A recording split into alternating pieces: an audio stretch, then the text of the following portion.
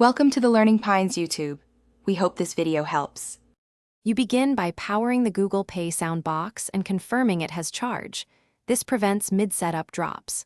Next, open Google Pay and go to Devices or Terminal Setup so the app is ready to discover hardware.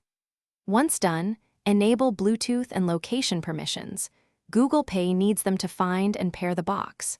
You'll also choose a merchant profile if prompted, because the device ties transactions to that profile. Make sure tax and business name are correct before continuing. You now select the discovered sound box in the app and confirm the PIN or pairing code shown on both device and phone. This ensures secure pairing.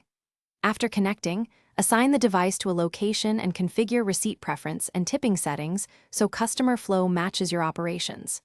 If the app prompts for firmware update, accept it and wait. Interrupting updates can brick the unit. Finally, run a quick self-test from the device menu to verify audio prompts. LED and network connectivity are functioning. You finish by performing a small test transaction.